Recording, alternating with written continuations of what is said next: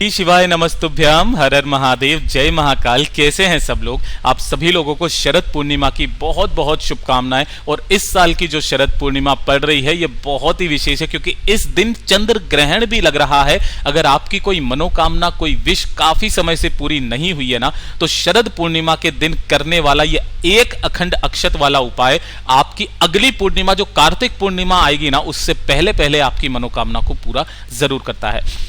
जितनी भी माताएं बहनें मेरे इस वीडियो को सुन रही हैं, देख रही हैं, अपनी मनोकामना को पूर्ति करने के लिए आपको एक अखंड अक्षत और चंद्रमौली महादेव जी का ये वाला उपाय जरूर करना है। आपकी जो भी कामना होगी कार्तिक पूर्णिमा तक पूरी जरूर होगी। पूज्य गुरु जी की कथा से सुनकर और समझकर पूरे उपाय को बड़े ही विस्तार से बताऊंगा। परंतु उससे पहले आप सबसे एक छोटी सी गुजारिश करूंगा कि जो लोग पहली बार आए हैं, चैनल को सब्सक्राइब जरूर कीजिएगा और वीडियो को लाइक करके देवादिदेव महादेव जी का कोई सा भी प्यारा नाम कमेंट बॉक्स में लिखना मत भूलिएगा। इस पूरे वीडियो के अंदर हम लोग 3 महा उपायों के बारे में बात करेंगे, जो कि आपकी अलग अलग मनोकामना पूर्ति से संबंधित जितनी भी आपकी कामनाएं हैं उन्हें पूरी करेगा। साथ ही साथ आपको ध्यान रखना है कि चंद्र ग्रहण के समय आपको कैसे इस उपाय को करना है, तो पूरे वीडियो को ध्यान से सुनना समझने की कोशिश करना। सबसे पहले बात करते हैं पहले वाले उपाय की। अगर आपकी कोई मनोकामना है, कोई विषय, कोई हृदय की बात है, काफी समय से पूरी नहीं हो रही है, आप उपाय करते करते थक चुके हो ना, एक छोटा सा उपाय जो कि सिर्फ और सिर्फ शरद पूर्णिमा के दिन किया जाता है। केवल शरद पूर्णिमा के दिन और किसी भी दिन नहीं किया जाता। ध्यान से सुनिएगा। और किस समय करना है वो सब कुछ बताऊंगा। 1 लोटा लेना है आपको कलश शुद्ध जल का, जिसके अंदर जल भरोगे आप अपने घर का, जिसमें से आप अपने कलश में जल पीते हो ना, उसी में से आपको जल लेना है। ये ले लिया। उसके बाद में आपको एक चाहिए अक्षत का दाना, चावल है ना, जिसे अक्षत भी कहा जाता है। कहीं से खंडित नहीं होना चाहिए, ये अखंड होना चाहिए, इस बात का ध्यान रखना। तीसरे नंबर पर आपको चाहिए होगा मात्र 1 बेलपत्र, जो कहीं से भी खंडित ना हो। ध्यान रखना इसके नीचे का ये दूध भी होना चाहिए, गणमान्य का स्थान होता है। इस तरीके से लेना। नहीं मिलती है तो आप शिवलिंग से उठा लेना। शिवलिंग पर जो भी चढ़ी हुई हो, जो एकदम साबुत हो, टूटी फूटी ना हो, खंडित ना हो, उसे उठाना, धो करके काम में ले लेना। ठीक है ना। और एक दीपक आपको तैयार करना है गोल बाती का। गोल बाती का किसका? गाय के घी का। गाय का घी का गोल बाती का दीपक तैयार करना है। इन सभी चीजों को लेकर के आप कब जाओगे? देखो, जो शरद पूर्णिमा की रात्रि होती है ना, वैसे तो इस उपाय को रात्रि के समय किया जाता है, लेकिन रात्रि के समय काफी बार मंदिर बंद रहते हैं। आप कब से कब जाना, जो 4:30 बजे का समय होता है ना, तब से लेकर के 8:30 बजे के बीच बीच में, शाम के समय आप इस वाले उपाय को कर सकते हैं, क्योंकि उसके बाद में ग्रहण का जो समय है ना वो चालू हो जाएगा। सूतक के समय पर आप कर सकते हैं, कोई दिक्कत नहीं है, क्योंकि उस वक्त में चंद्रमा पर किसी भी तरीके का कोई ग्रहण नहीं होता है। ठीक है। तो आपको इन सभी सामग्री को लेकर के पहुंचना है कहां पर? शिवलिंग के पास, महादेव जी के मंदिर। जैसे ही आप यहां पर जाओगे, सबसे पहले पड़ेगी चौखट। तो ये जो चौखट होती है ना शिवलिंग की, है ना, शिव जी के मंदिर की, जो आपने एक दीपक लिया है, उस एक दीपक को यहां पर प्रज्वलित कर देना, अपनी मनोकामना कहते हुए। ध्यान रखना, जब भी आप कोई दीपक लगाएं, इसके नीचे आसन जरूर लगाएं। अब आसन कैसे?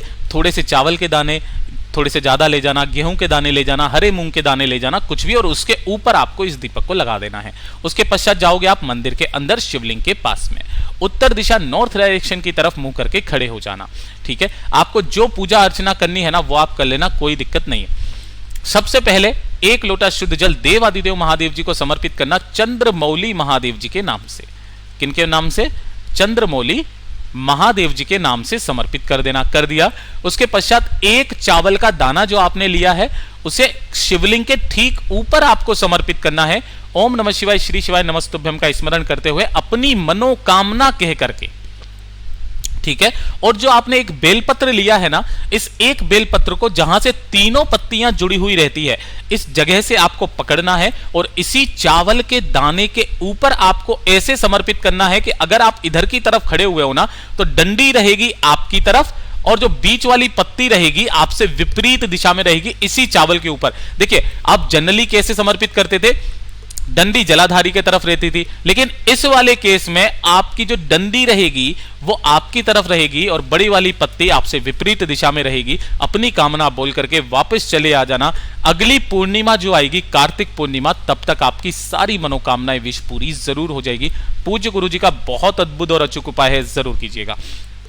और जो दूसरा उपाय है ना, इस वाले उपाय को तो करने से चूक ही मत जाइएगा, क्योंकि ये केवल उपाय शरद पूर्णिमा के दिन किया जाता है, किसी और दिन नहीं किया जाता है। साल में सिर्फ एक दिन, एक मौका ऐसा मिलता है। किस लिए? अगर आपके परिवार में किसी व्यक्ति को श्वास से संबंधित बीमारी है, या दमे की बीमारी है, या अनिद्रा की बीमारी है, रात को नींद नहीं आती है जल्दी, है ना, तो उस व्यक्ति के लिए ये वाला उपाय जरूर करना है। गुरुजी ने कहा कि पूर्णिमा की, शरद पूर्णिमा की रात्रि को बड़े से बड़ा रोग, बड़ी से बड़ी बीमारियां खत्म हो जाती है। तो इस वाले उपाय को जरूर करना। ध्यान से सुनिएगा, आपको लेने होंगे 5 पीपल के पत्ते जो खंडित नहीं होने चाहिए, और साथ में घर पर बना लेना है आपको थोड़ी सी खीर। ठीक है, ये 2 चीजें आपको चाहिए। अब आपको क्या करना है, अपने ही घर पर एक प्लेट लेनी है। इस प्लेट के अंदर आपको 5 के 5 पत्तों को इस तरीके से आपको रख देना है। रख दिया, इन्हीं के ऊपर आपको थोड़ी थोड़ी सी खीर रख देनी है।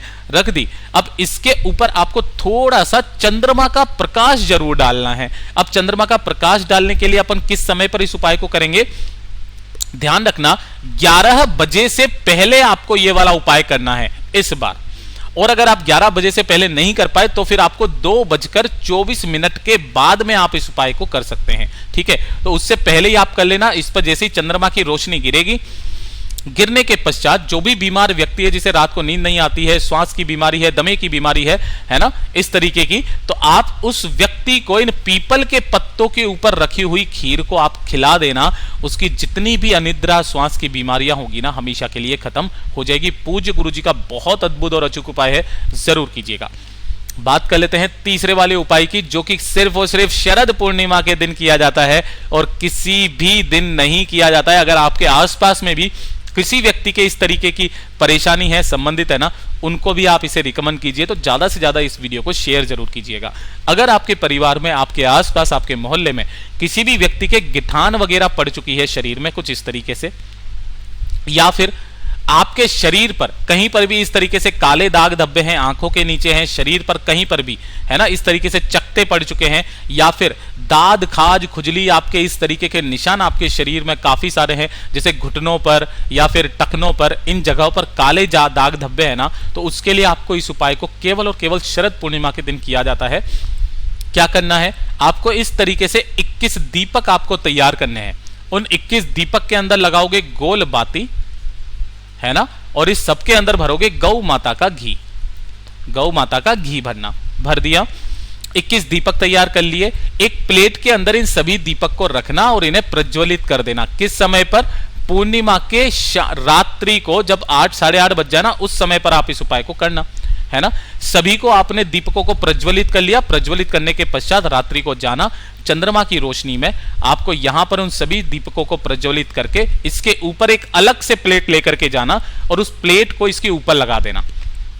तो जो लो से यहां पर काजल इकट्ठा होगा इस वाली प्लेट पर, ऊपर वाली प्लेट पर, इस काजल को आपको इकट्ठा करना है और किसी भी एक छोटी सी डिब्बी में इस तरीके से इकट्ठा कर लेना है। ठीक है, और इसके अंदर मिलाना है गौ माता का घी।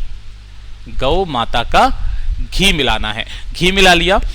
इसके पश्चात जो भी व्यक्ति है जिसके इस तरीके की समस्या है, शरीर में गठान है, या फिर चेहरे पर दाग धब्बे पड़ चुके हैं, या फिर दाद, खाज, खुजली के इस तरीके से बहुत गंदे से निशान हो चुके हैं, आपकी कोहनी पर, घुटनों पर काले दाग धब्बे हैं ना, तो आपको नहाने से पहले, कब? नहाने से पहले, कितनी देर पहले? आधे घंटे पहले, है ना, उस कालोज को आपको इस स्थान पर आपको लगा लेना है। जो भी आपकी बीमारी वगैरह या कुछ इस तरीके की समस्या है ना, यहां पर कालोज पर आपको लगा लेना है और आधे घंटे के पश्चात आपको स्नान कर लेना है। पूज्य गुरुजी ने कहा है कि 3 दिन के अंदर अंदर आपको इसका असर दिखाई देने लगेगा। इतना अद्भुत और अचूक उपाय है ये। जो व्यक्ति केवल शरद पूर्णिमा के दिन इस उपाय को कर लेता है ना, उसका चेहरा दमकने लग जाता है, अगर वो चेहरे पर इस वाले उपाय को कर लेता है तो। पूज्य गुरुजी ने जैसा अपनी कथाओं में बताया वैसा आसान भाषा में आपको बताने का संपूर्ण प्रयास किया। अगर वीडियो पसंद आया हो तो लाइक जरूर करना, चैनल को सब्सक्राइब जरूर कीजिएगा। मैं आपसे मिलता हूं अगले वीडियो में, तब तक के लिए ओम नमः शिवाय, जय महाकाल, जय शिव शंकर, श्री शिवाय नमस्तुभ्यम।